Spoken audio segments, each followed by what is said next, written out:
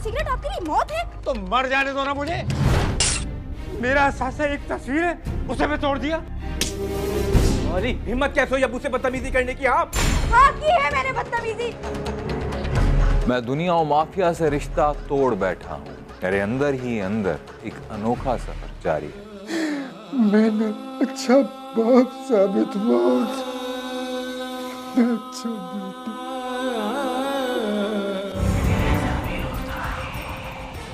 दो टके के टैक्सी ड्राइवर, बड़ों से बात करने की तमीज नहीं है तुझे? ओ चाचा, तेरे बांध नहीं पकड़ना, उम्र का लिहाज कर रहा हूँ वरना क्या मारेगा मुझे? मारेगा मुझे? अरे तेरे बाप की जगह होता ना तो तुझे जिंदा यही जमीन पर गाड़ देता। मैं नहीं जा रहा इसके साथ, मेरा सामान निकाल डिक्की से। अरे ऐसी औलाद से तो बे औलाद होना बेहतर है। निकाल सामान मेरा, नहीं जा रहा मैं। हाँ मत जाओ, मैं भी कोई हाथ पैर नहीं जोड़ रहा हूँ कि मेरी टैक्सी में जाओ। अरे क्या हो गया आप दोनों को यार? रोड पे तमाशे तो नहीं बनाए, तुम ही कुछ लिहाज कर लो यार। लिहाज ही तो कर रहा हूँ वरना क्या? मारेगा मुझे, मारेगा मुझे, मारेगा मुझे। तुझे यही जिंदा गाड़ दूंगा। अपने बाप को दूसरी टैक्सी कर लो, अब मैं नहीं लेके जा रहा इन्हें। क्या करना है? कहाँ अभी बताता हूँ तुझे, अभी बताता हूँ। जिंदगी में अगर तलखी भरी हो तो किसी की मामूली से मामूली बात भी जहर आलूद खंजर की तरह चुभने लगती है। कभी कभी छोटी छोटी बातें भी बड़े झगड़े का सबब बन जाती है। यहाँ भी मामला कुछ ऐसा ही है, लेकिन इसके पीछे एक लंबी कहानी कार फरमा है। और वो कहानी है क्या, इससे जानने के लिए हमें कहानी के आगाज तक जाना पड़ेगा। तो आइए देखते हैं आज की कहानी, एक उम्र रसीदा आदमी की जिंदगी का आया।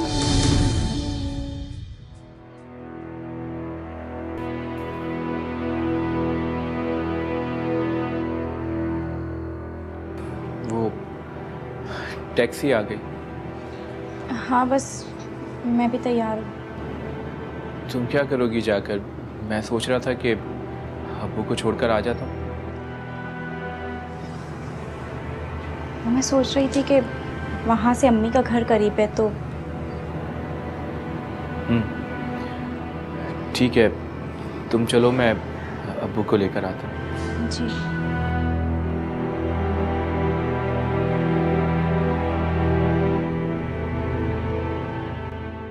बहुत ज्यादती की है तुमने मेरे साथ। जिंदगी भर साथ निभाने का वादा किया था ना तुमने, फिर भी साथ छोड़ दिया मेरा। छोड़ के चली गई मुझे अकेला। तुम्हारा बेटा मुझे बेवकूफ समझता, उसे लगता है कि मुझे पता ही नहीं है कि मुझे कहाँ लेके जाना है। चलो अच्छा है, वहां जाकर तुम्हारे पास आने की कोशिश तो कर सकूंगा। यहाँ तो ये कमबख्त मुझे मरने भी नहीं देता।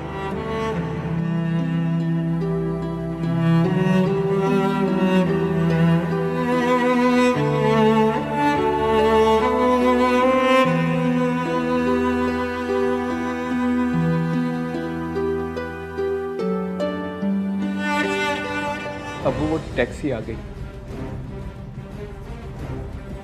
तो क्या करूं? जी अच्छा, परेशान मत हो, चलता हूं।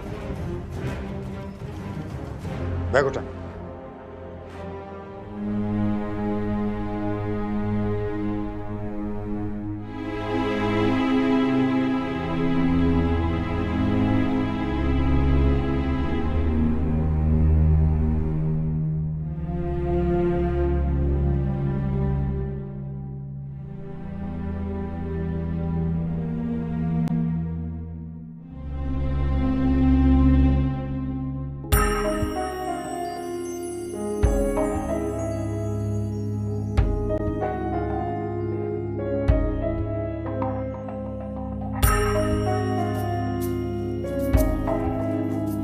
ओ मियां, पीछे बैठो अपनी बेगम के साथ, आगे मैं बैठूंगा। जी अब्बू।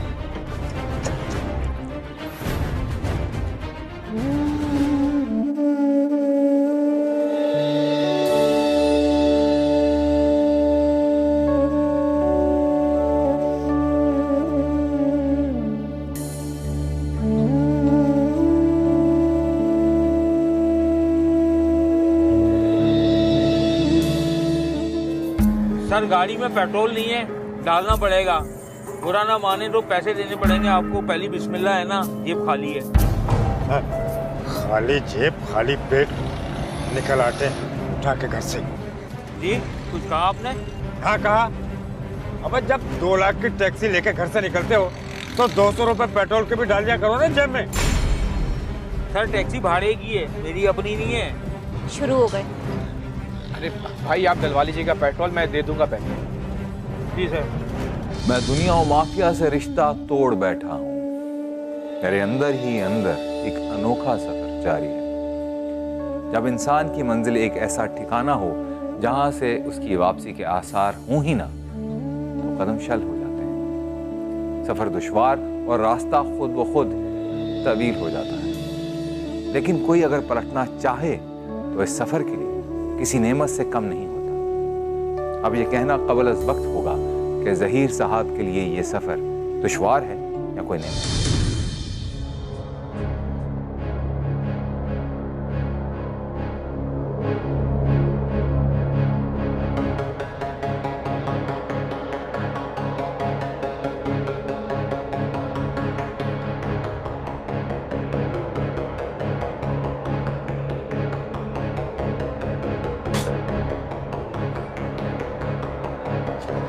यार 300 रुपए का पेट्रोल डाल दो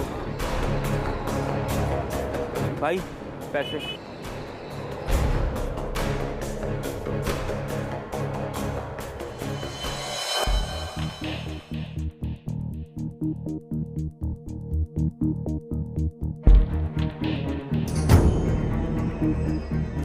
$26.5। वो अम्मी के 40 रुपये जो एडवांस लिया था वो और 2 छुट्टियों के काट कर इतने ही मिले। महीना कैसे निकलेगा? अल्लाह मालिक है, कुछ ना कुछ बंदोबस्त हो ही जाएगा। तुम एक काम करो, खाना लगा दो, मैं फ्रेश होकर आता हूँ, बहुत भूख लगी है। अब्बू आपका पूछ रहे थे, पहले जाके उनसे मिल लीजिए। अल्लाह खैर करे, क्या फिर किसी बात पर नाराज़ हो गए?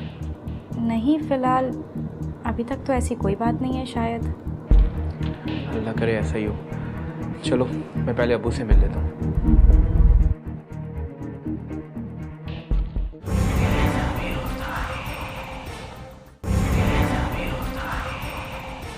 कहते हैं कि ताली दोनों हाथों से बजती है, लेकिन यहां मामला एकतरफा ही था। ज़हीर रोज किसी ना किसी बात पर नाराज हो जाया करता था, बल्कि अपनी नाराजगी का इजहार भी नाकाबिले बर्दाश्त अंदाज में किया करता था। लेकिन ऐसा हमेशा से नहीं था। ज़हीर अपनी बीवी की मौत के बाद से ऐसा हो गया था। गोया कि जिंदगी उसे बोझ लगने लगी थी और इसी बोझ के तले दबकर उसका मिजाज चिड़चिड़ा हो गया। अस्सलाम वालेकुम अब्बू। वालेकुम सलाम। आप क्या बात है? अब्बू को सुभाब कह रही थी कि आप बुला रहे हैं। मैंने उसे नहीं बुलाया। मैं बिला वजह क्यों बुलाऊंगा तुम्हें? जाओ जाओ आराम करो, थके हो गए। जी अब्बू, खैरियत तो है ना? अरे हाँ भाई, लिख के दूं क्या? ठीक है, मैं चलता हूँ, आप ही आराम करें। अच्छा बात सुनो, तनख्वाह मिल गई तुम्हारी? जी। तो कहाँ है? वो रखी हुई है, आज ही मिली। अरे साफ साफ क्यों नहीं कहते कि अपनी बेगम के कदमों की नजर करके आ गए हो? महीने भर की तनख्वाह अपनी माँ को भी देते थे ना। लगता है माँ के साथ साथ बाप को भी दफना के आ गए हो, और उसी कब्र में अपनी गैरत को भी कफन में लपेट कर रख दिया है तुमने, है ना? नहीं अब्बू, ऐसी तो कोई। अरे बस करो मियां। ऐसा लगता है जैसे माँ के मरने का इंतजार कर रहे थे तुम और तुम्हारी बीवी। अब तो खुश हो गई होगी तुम्हारी बीवी, सारी तनख्वाह उसके हाथ में रखना लाके। वो ऐसी बात नहीं है, मैं अभी लाके देता हूँ आपको। अरे बड़ी मेहरबानी है आपकी, अपनी बेगम को लाके दीजिए। हमारा क्या है, जैसे तुम्हारी माँ मर गई ना, बल्कि मैं तो ये कहूंगा जैसे तुमने उसको मारा है ना, एक दिन हमारा किस्सा भी तुम तमाम कर दोगे। अब्बू आप ये क्या कह? सही कह रहा हूँ, बिल्कुल सही कह रहा हूँ। मेरी हाजरा को उसकी बीमारी ने नहीं, तुमने मारा है इसे। अगर तुम उसका वेंटिलेटर नहीं हटवाते ना तो वो डॉक्टर ने कहा डॉक्टर ने कहा और तुमने मान लिया और फिर यहां खड़े होकर मुझसे बहस कर रहे हो।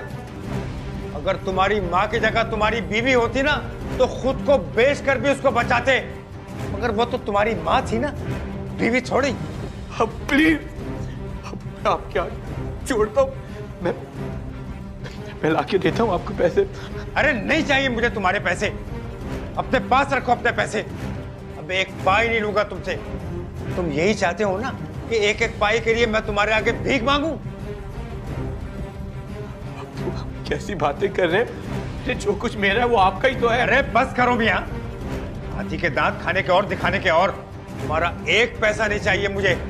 रखो अपने पास पैसे, काम आएंगे तुम्हारे और तुम्हारी बेगम के। अब जाओ यहां से। तुम जैसी औलाद से बेहतर था कि हम बेऔलाद ही रहते।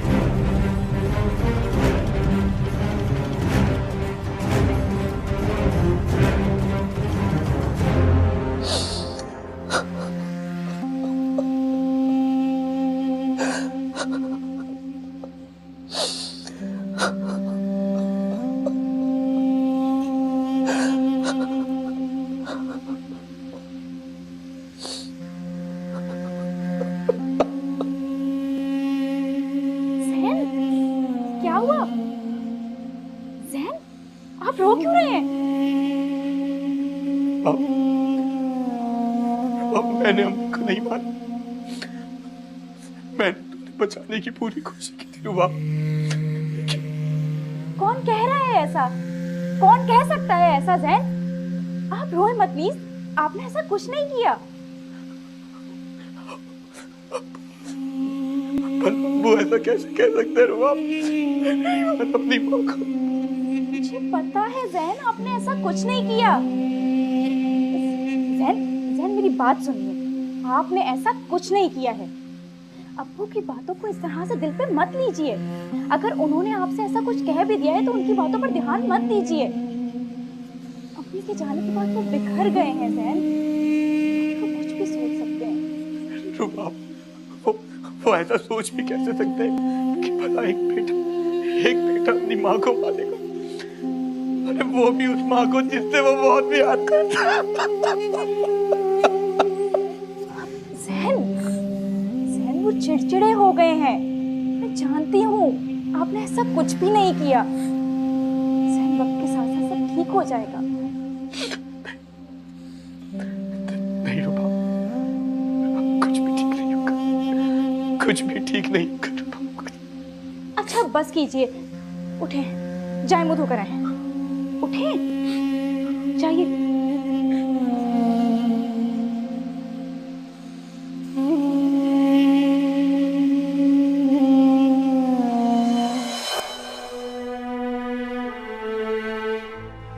बेटा नहीं करो साहब।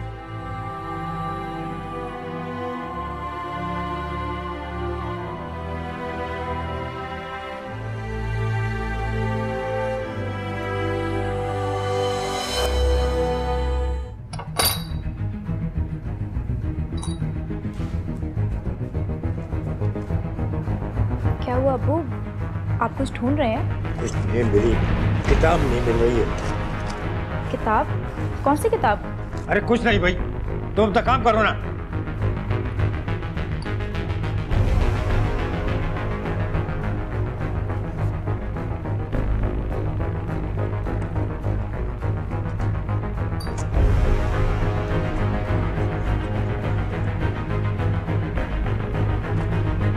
दस बार तुम्हें समझाया है मेरी चीजें इधर उधर मत किया करो, लेकिन या तो मेरी बात तुम्हारी समझ में नहीं आती या तुम एक कान से सुनकर दूसरे कान से निकाल देती हो।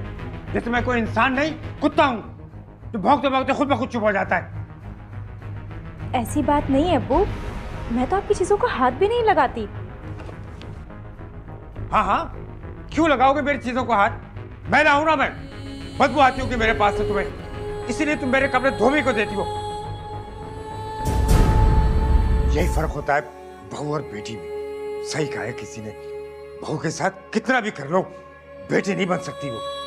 अरे जब बेटा ही अपना नहीं रहा तो बहू क्या खाक अपनी होगी?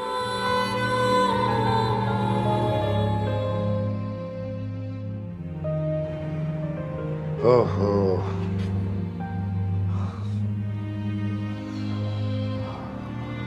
मैं सारे जमाने में ढूंढ रहा हूँ और ये यहाँ तकिए के नीचे आराम कर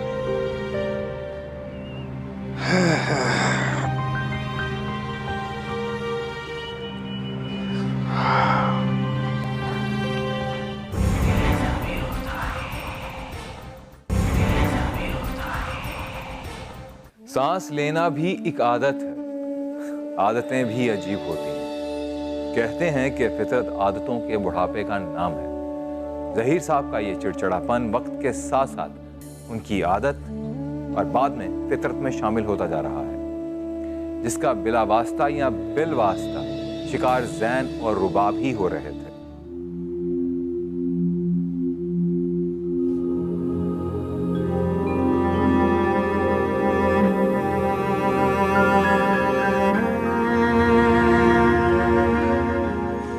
अस्सलामुअलैकुम। वालेकुम सलाम। आ गए आप? क्या हुआ है रुबाब? अब कुछ नहीं, चाय बनाऊं आपके लिए? मैंने पूछा है क्या हुआ है? कुछ नहीं, वो ऐसे ही बस मेरी आंख में कुछ चला गया था।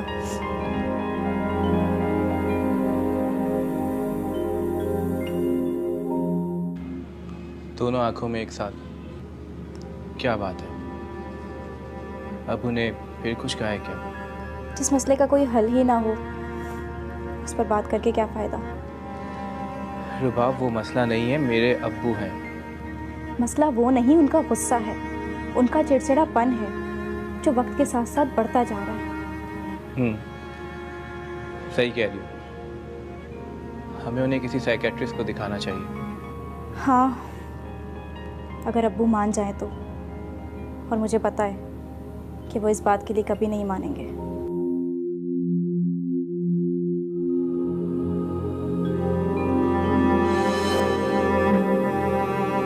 भाई पैसे। मना किया था ना कि मत साफ करना। अरे अब तो उसने कर दिया है ना, दे दे 5-10 रुपए। मौत क्यों पड़ रही है? आपके पास है तो आप दे दो। भाई बड़ा ही बदतमीज इंसान है। टैक्सी तेरी है, मैं पैसे क्यों दे दूं? अरे यार, मैं देता हूँ पैसे। ये लो, दे दो उसे। ये लो। बहुत बदतमीज है।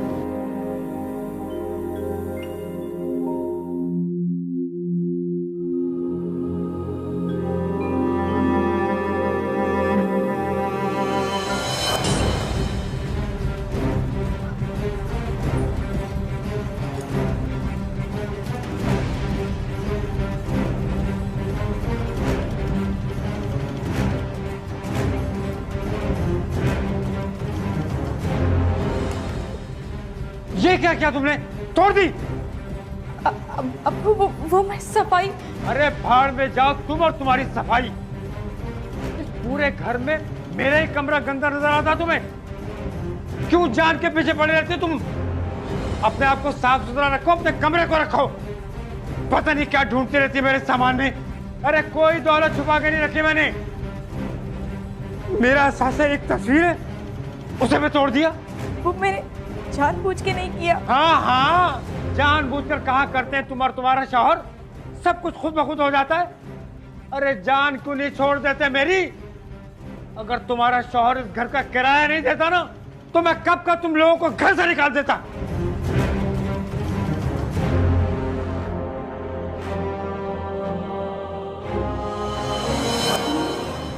किस अहमक ने लाइसेंस दिया तुझे? गाड़ी तो चलानी आती नहीं है। सॉरी चाचा, अचानक से खड्डा आ गया, नजर नहीं आया। हाँ, और अचानक से कोई आदमी सामने आ जाए तो तू उसे उड़ा देगा। चाचा सामने खड्डा आ गया था। क्या हो गया चाचा, बिला वजह गुस्सा क्यों हो रहे हो? मैं बिला वजह गुस्से हो रहा हूँ? बड़ों से बात करने की तमीज नहीं है तुझे? अरे भाई, मैंने कौन सी बदतमीजी कर दी? कोई गाली थोड़ी दे दी आपको। तो दे दे, गाली भी दे दे। दिल में अरमान मत रख कोई। अब्बू, आपने दवाई खाई? दवाई नहीं। जैन, जरा आप बोतल तो ले आए। मैं बोतल रखना भूल गई पानी की। अब्बू की दवाई का टाइम हो गया है। भाई को स्टोर आए तो गाड़ी साइड पे रोक लीजिएगा। जी। अरे कोई दवाई नहीं खाऊंगा मैं। खुशनसीब होते हैं वो लोग जिनके ख्याल करने वाले मौजूद हों, लेकिन जिनका ख्याल करने वाला तो हो लेकिन उन्हें उनकी कदर ना हो, तो ऐसे लोगों को बदनसीब ना कहा जाए तो फिर क्या कहा जाए। ज़हीर का शुमार भी ऐसे ही लोगों में किया जा सकता है जो बैक वक्त बहुत खुशनसीब भी है और कम नसीब।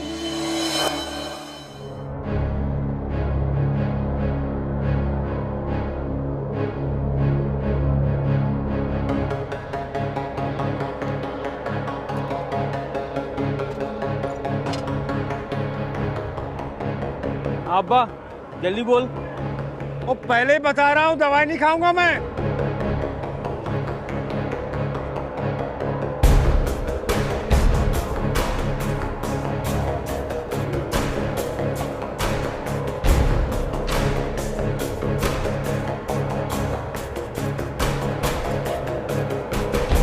पानी की 2 छोटी बोतलें दीजिएगा।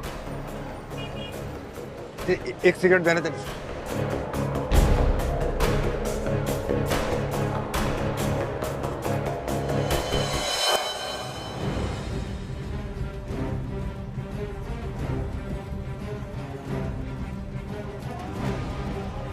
ये क्या कर रहे हैं आप?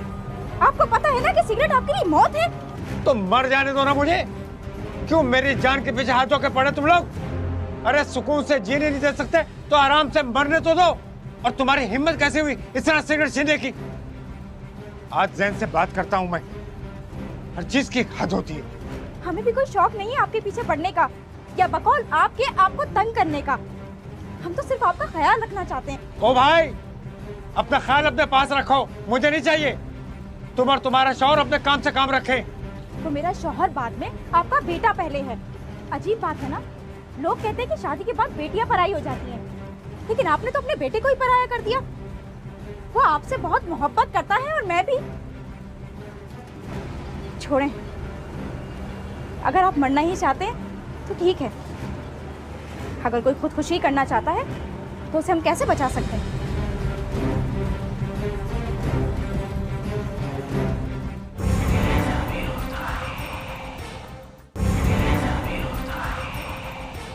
लोगों में बर्दाश्त का मादा तबाकुन हद तक होता है, लेकिन ज़ब्त की एक हद हुआ करती है, और जब वो हद अबूर होती है तो या इंसान अपने इर्द गिर्द को तोड़ फोड़ कर रख देता है या फिर खुद ही अंदर रेजा रेजा हो जाता है। अब देखना ये है कि रुबाब और जैन अंदर से टूट फूट का शिकार हो जाते हैं या फिर।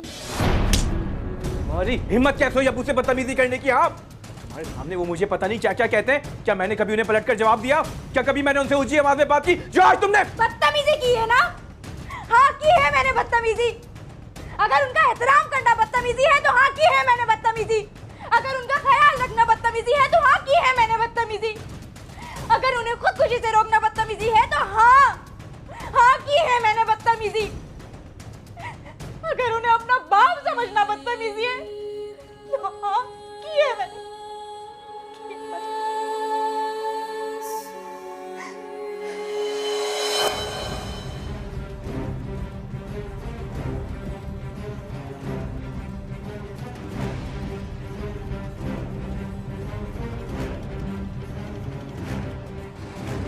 आइए अबू, दवाई खा लें। आपने फिर? अरे मियाँ, अपने काम से काम रखो, मुझे मेरे हाल पे छोड़ दो। चलो चलो चलो।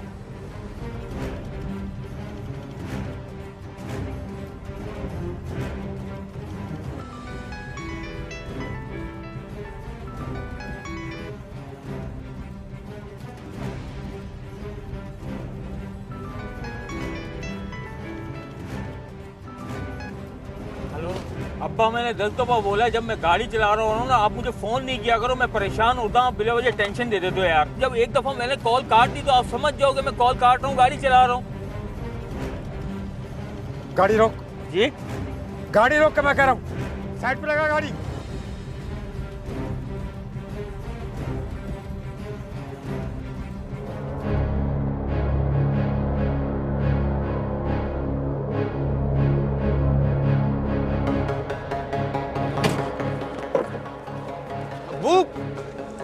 अब्बू, अब्बू क्या हो गया आपको?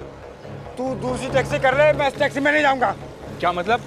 मैं उस बसात के साथ नहीं जाऊंगा। देखा नहीं अपने बाप के साथ कैसी बात कर रहा था? जैसे बाप से नहीं अपने नौकर से बात कर रहा हूँ।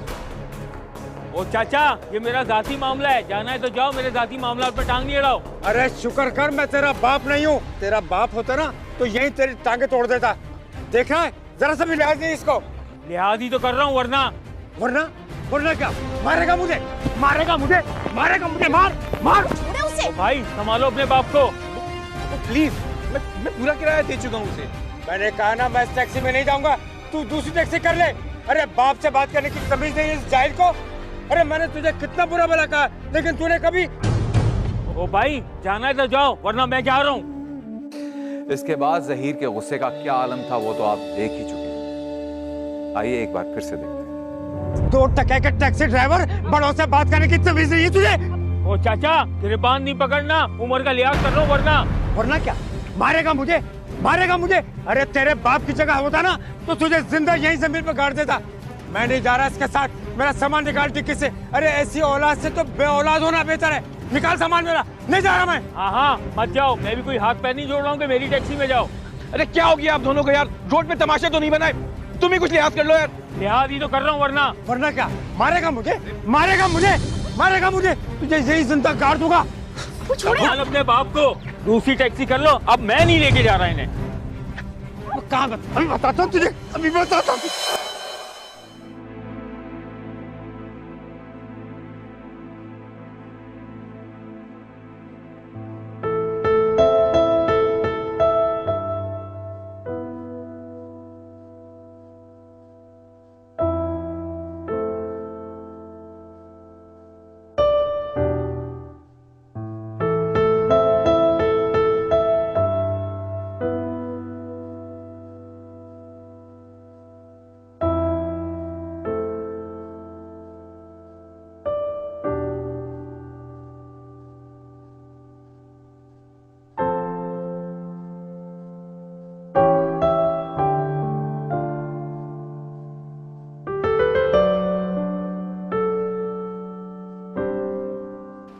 अच्छा, तो ये है हमारी आखिरी आराम का।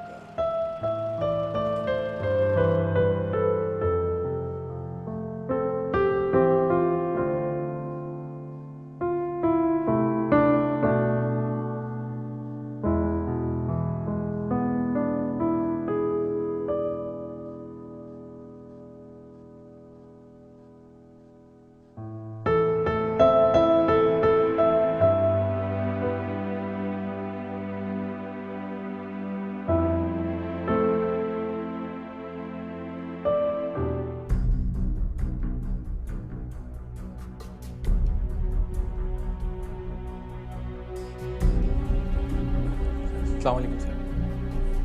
अरे वालेकुम अस्सलाम, आ गए आप ले आए उन्हें? जी। तो ले अद्दल ले आइए। नहीं, वो मेरे साथ ही हैं। आप एक काम करें, मुझे उनका कमरा दिखा दें प्लीज। हाँ हाँ ठीक, आइए आइए आइए।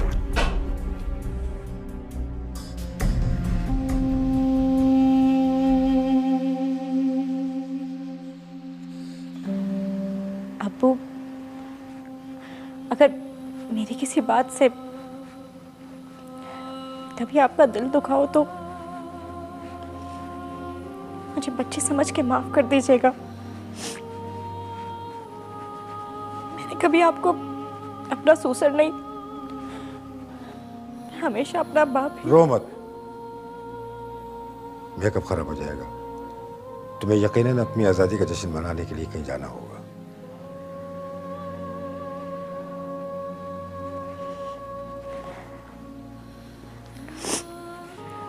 पता है अब्बू,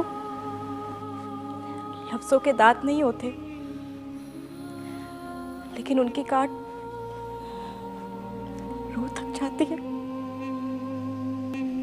वैसे आपने बताया नहीं कि वो आपके हैं कौन? जी, वे मेरे अबू, मेरा मतलब है वो मेरे दोस्त के अबू हैं। ओह, अच्छा क्या आप उन्हें यहाँ ले आए? वैसे आजकल की औलादों को न जाने क्या हो गया है, अपने वालिदैन को अपने ऊपर बोझ समझते हैं। खैर छोड़ो इन बातों को, आइए मैं आपको कमरा दिखाऊं। आइए।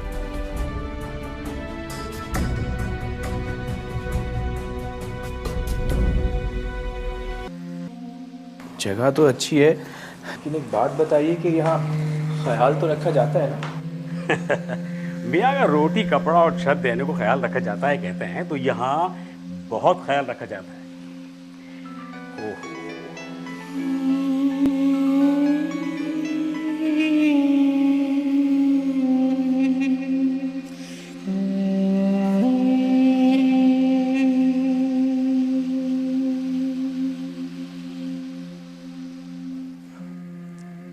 आइए आपको आपका कमरा दिखा दूं। मैं अभी इतना बूढ़ा नहीं हुआ हूं कि अब तक कमरे तक भी ना जा सकूं। जाओ तुम। तुम्हारी बड़ी मेहरबानी कि तुमने मुझे यहां तक छोड़ दिया, वरना मुझे तो कुछ और ही उम्मीद थी। लो बैग दो।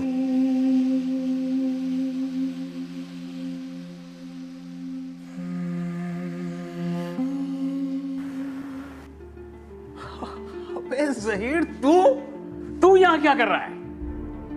कौन हो मियां और क्यों फिरे हो रहे? अबे नाराज हो गया तुम मुझसे? या तो तू एक्टिंग कर रहा है या फिर तू मुझे भूल गया है। भाई मैं हूं हफीज, 30 साल पहले जहां हम दोनों ही साथ बैठते थे, उठते थे, खाते पीते थे, एक जगह काम करते थे। वैसे एक बात कहूं, तू है बिल्कुल वैसा के वैसा, बस तेरे बालों में सफेदी ज्यादा हो गई है। अरे मियां, यहाँ लोगों के खून सफेद हो गए, तुम बालों को रो रहे हो। अच्छा छोड़ इन बातों को। वो जैन कैसा है? जैन? अरे तुम हो कौन और जैन को कैसे जानते हो? यार तेरी याददाश्त वाकई जवाब दे गई। ज़हीर, यार तू मुझे नहीं पहचान रहा? भाई मैं तेरा दोस्त हूं हफीज यार। 30 साल पहले जब तेरी शादी हुई थी है और 4-5 साल तक औलाद नहीं हुई थी, ठीक है, और तुझे औलाद की सख्त जरूरत थी, तो मैं ही तो तुझे लेकर गया था यतीम खाने। वहां तूने एक बच्चा अडॉप्ट किया, फिर हम दोनों ने मिलकर उसका नाम रखा जैन। तुझे बहुत पसंद था, हैं? भूल गया तू? अबे तू ज़हीर है ना? अरे हाँ, मैं ज़हीर ही हूं। अच्छा ये बता, जैन कैसा है? अब तो माशाल्लाह बड़ा हो गया होगा। बहुत बड़ा हो गया, इतना बड़ा कि मुझे अपना आप भी इससे छोटा लगने लगा। यार तू मुझे डिस्टर्ब लग रहा है। मैं ख्याल तुझे चाय पिलानी चाहिए। आज मैं तुझे चाय पिलाता हूँ। और ये बता कि भाभी के क्या हाल हैं? हैं भाई, उनके हाथ का जो खाना है ना, आज तक मुझे याद है। मासूम है ना वो बिरयानी।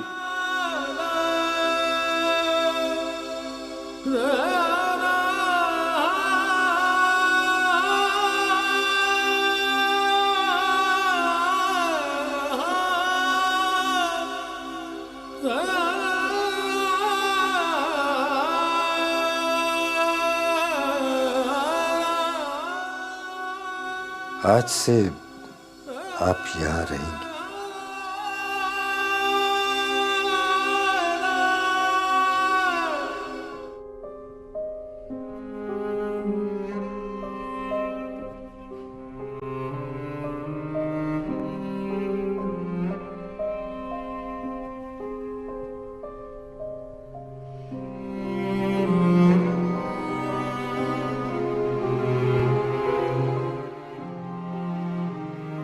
अब क्या हुआ? क्यों रो रहा है? मुझे माफ कर दे अब्बा, मुझे माफ कर दे।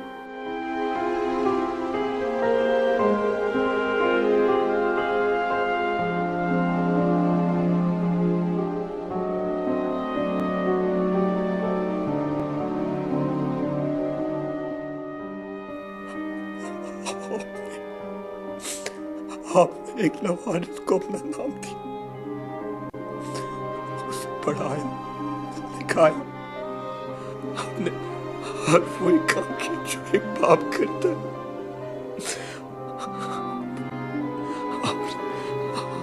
हमने मुझे ये एहसास कभी नहीं होने दिया कि मैं लवारिस हूँ, आपकी सगी औलाद नहीं हूँ। मेरा तो रोम रोम आपका मखलूक है। अरे मैं तो मरकर भी आपके एहसानों का बदला नहीं चुका सकता। और मैं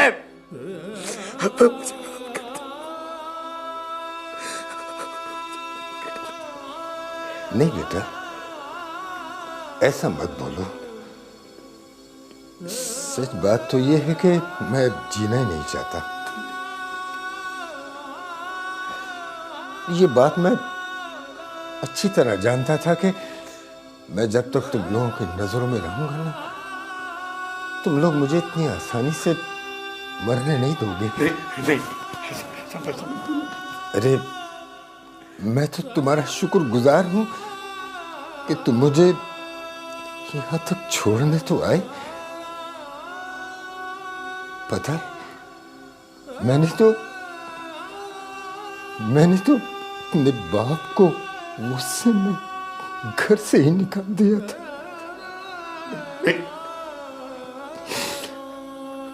और जब होश आया तो बहुत देर हो चुकी थी। वो मुझसे मायूस होकर कहाँ गए मुझे पता ही नहीं चल सका।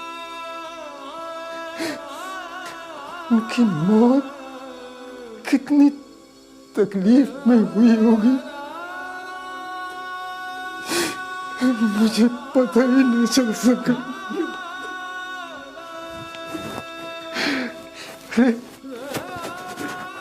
मैं तो तुम्हारा शुक्रगुजार हूं बेटा कि तुम मेरे लिए यहां तक तो आए। अरे जो बाप का फर्ज अदा न कर सका उसके नसीब में औलाद का सुख कैसे हो सकता, कैसे हो सकता। अब के मैं जानता हूं कि जब तुम्हें मालूम हो चुका है कि तुम मेरी सगी औलाद नहीं हो तो तुम मुझे वापस लेने आए होगे, लेकिन मैं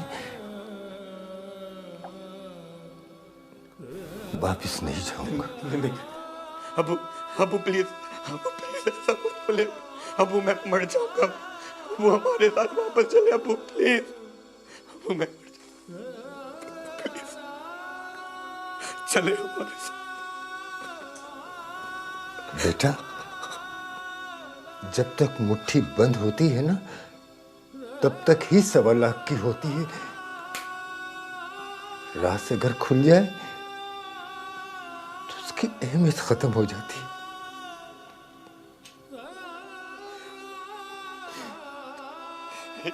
तू तो बहुत अच्छा बेटा साबित हुआ है। अबू मैं अच्छा बेटा नहीं हूँ।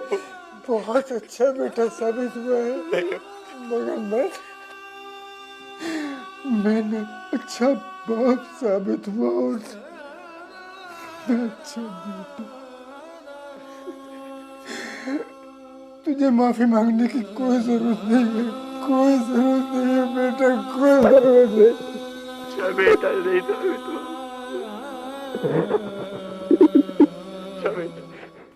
यहाँ 2 बातें काबिले जिक्र हैं। एक तो ये कि वालिदैन का गुस्सा, उनका चिड़चिड़ापन कितना ही नाकाबिले बर्दाश्त क्यों ना हो जाए, वो इस बात का जवाब हरगिज नहीं बन सकता कि औलाद उन्हें ओल्ड हाउस में छोड़कर आ जाए। दूसरी ये कि ये दुनिया में काफात अमल है। कीकर का पेड़ लगाने वाले कभी भी आम का मजा नहीं उठा सकते। वालिदैन की खिदमत औलाद के सुख की जमानत हुआ करती है। जो लोग इस बात को समझते हैं उनकी आखिरत अच्छी हो जाती है, और जो नहीं समझते उनके साथ कभी कभी ऐसा भी होता है।